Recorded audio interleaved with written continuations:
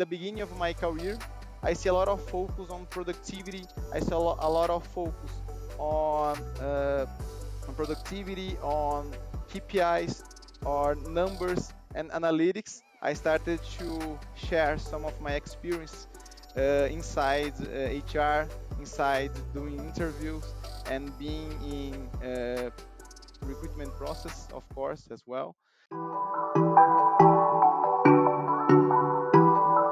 Hi, all. So good morning today. Today I have Albert with us, who is a strategic HR business partner and people analytics enthusiast. He is driving innovation in leadership and employee experience. He's very passionate about achieving balance and success in personal and professional growth, which is something that all of us struggle with, specifically because we lean towards one or the other most of the times. Let's welcome Albert on 10 Minutes of Hiring Wisdom, where he will tell us what it's like being a people leader, what he's learned along the way, and if he has any tips for job seekers out there. Hi, Albert. How are you doing today? Hi, Manal. I'm good. How about you? I Thanks for am, having me. Yeah. of course, Albert. Thank you so much for joining us. So, Albert, let's get into it. Let me ask you a question about one of your recent posts where you discussed about shifting focus from weight loss to percentage of body fat loss. Can you share more insights about how this mindset change can cause a person to think differently? Yes, of course. Yes, I'm a great fan of sports, a huge fan of sports. I see sports as something that can build people, build values, build character of people, and people have this misunderstanding about weight. Yeah, they always thought about health related to weight, but sometimes you can have muscles that can be some as weight, but you are also healthier. And I also try to tell people that you need to look at your fat percentage and not your weight as all of things. So this is my advice for people to be more healthy and to think their body in other way than only looking at their weight. Yeah. No, I think that's very important because the way you perceive things and the way you label things essentially does have an impact regarding how you would carry those things out. For example, say I am going to sleep late and I'm just like, oh my God, I have to wake up late. I'm just going to set the wrong tone for the rest of the day because I was cranky when I woke up. So thank you so much for sharing that because perception does affect the way we look at things.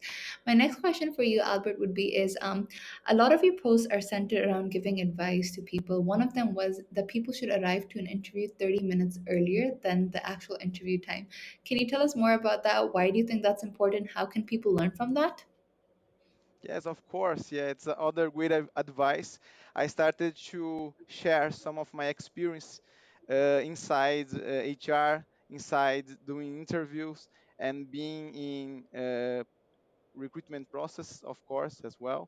So, as I'm Brazilian, I'm son of Chinese parents. Yes, both of them were born in China and they met here in Brazil and they have me in Brazil. And my father also have this thing with time.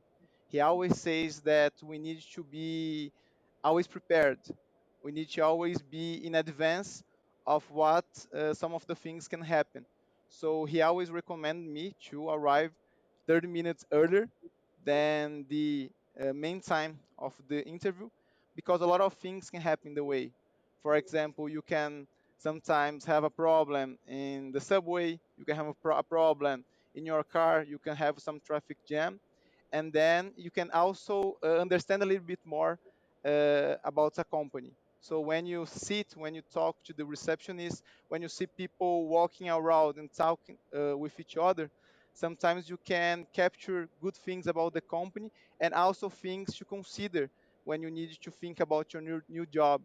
So arriving early can be good for you to be more prepared in the interview and also can have you stay a little bit more calm. Yeah, of course, you can free your mind of your thoughts. Sometimes we have a little bit of anxiety before an interview, and also we can relax a little bit. We can have fun. We can drink a little bit of water. We can go to the bathroom to see how it looks, to see if there's nothing out of order. Yeah, sometimes, and that's it. That's some of the experience that I got in some interviews that I participate along my career.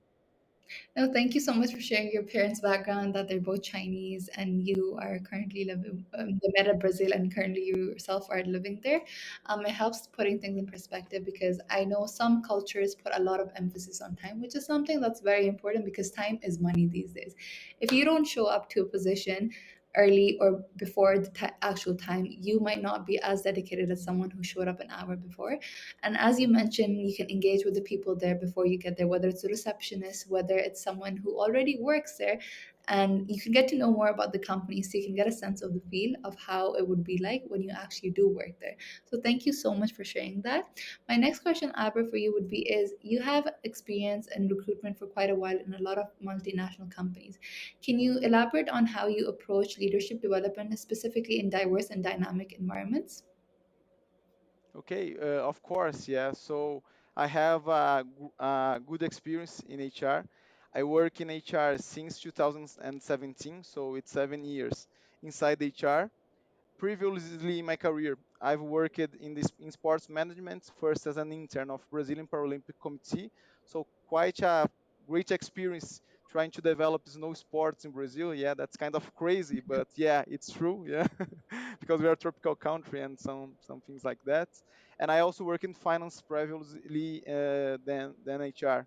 So when what I saw in my 7 years of HR career is that the leadership is changing a lot. Yes, we in the beginning of my career, I see a lot of focus on productivity. I saw a lot of focus on productivity, on KPIs, or numbers and analytics. But a lot of managers who doesn't know their employees so well.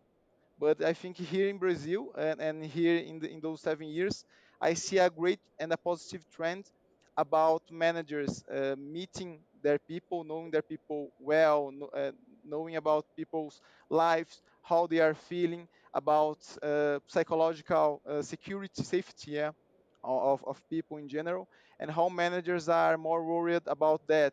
If their communication is good with their team or not, and if they create space for employees to contribute, to sometimes disagree. Yes, because I think you can buy great things and a lot of great things when you are allowed to disagree, because when you're allowed to disagree you can put your ideas on the table and you can sometimes add more things. And I think that's what makes us work in companies so special, because if we exchange ideas, if we add ideas from all the people on the table, we can create something unique. So I think that's the main challenge of the leadership right now: how I can deal with different profiles, different generations around the same workplace, and how I can understand and uh, hi- hi- how can I, yes, of course, understand people, how I can define their targets, and how I can help them achieve their objectives inside the company. I love the fact that you mentioned the shift where it used to be work, work, work, work, but now managers are realizing that humans are much more than the work that they provide.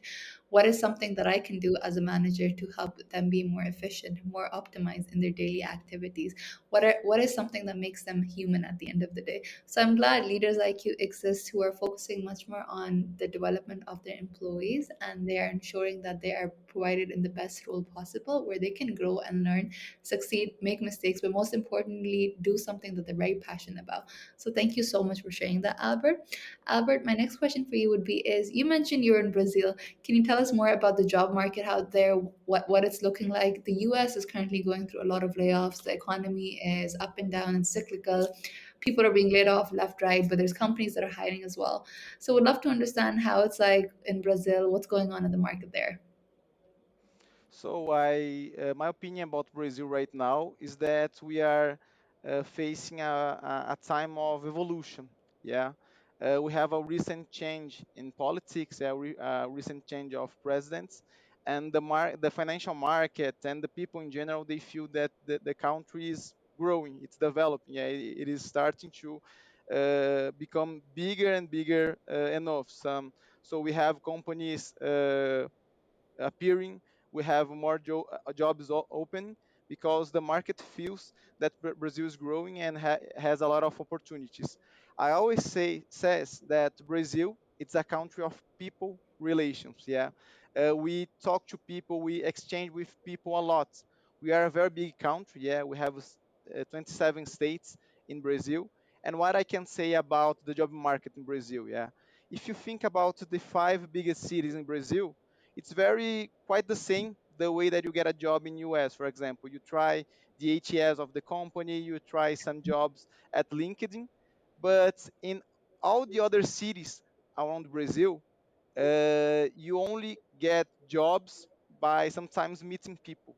There's a lot of other ways to getting jobs, but most of them are by knowing people, yeah, connecting with people. So some trends that I feel in Brazil about talent acquisition are first defining well the hiring persona. That's why I talked a little bit about the challenge of the leadership of understanding people, because you need to know the hiring persona that you want to hire, that you want to bring to your company. That's the first point. The second point of a big trend in Brazil that I feel right now is to be where people are in Brazil. Yeah, people are always going to meet other people in their cities. You need to understand where people live, where people go, where people unite with their friends and family. And also, Brazil, it's a country that uses social media a lot. According to some research, we are the third country in the world that Oh, wow. uses social media most. Yeah, crazy. It's India, Pakistan, I think second, and then Brazil. Yeah, crazy. And Oh, people use a lot WhatsApp, Facebook, and Instagram, and there's a lot of news that goes on by WhatsApp, for example. So we have here in talent acquisition a lot of trends of changing from those platforms. Yeah, some website that people go away, try to find them, to like more to social media, to where people are. So it's a other trend that I see. The last trend that I see here in talent acquisition Brazil is about people referring other people as well. Yeah, I have, for example, an experience at Heineken of a manager who wants to mhm. buy to hire a person that he already know, and I also try to expand his mind to consider other candidates in the process, because it's good that you know a very good candidate, but we need to hear other candidates. And he understands the message, he does other interviews, and he discovered another candidate that he hadn't met yet.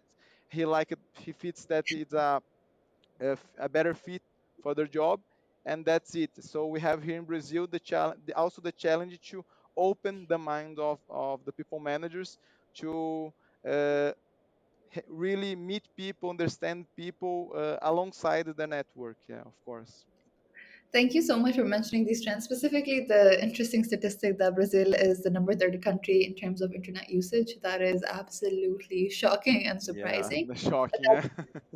That just makes it seem like that Brazil is more interconnected than any other country, where people are constantly up to date with the latest trends. And I think you mentioned something important, that talent acquisition will vary based on where you come from, the country, specifically because in the US, I mean, people do meet, but I don't think it's an emphasis where people come together where they can apply jobs in person anymore. But now with Brazil, this is something that's very interesting. So it's always lovely to understand how talent acquisition varies from country to country and what people are doing in order to put their best foot forward when it comes to applying for jobs. So thank you so much for sharing that, Albert. But other than that, Albert, our time is up. Thank you so much for coming on this show, for sharing your positivity regarding how the mind should be shaped in a way where you are more likely to have positive experiences, what you've learned along the way in the talent acquisition space, and specifically your approach towards leadership development and providing employees the best experience, specifically the employees that you hire. Oh, thanks so much to be here. I love your history too, and I expect to help people alongside the way, yeah, with all the things that we have inside talent acquisition processes. Yeah, so I'm very happy to be here. Thanks a lot, yeah, for this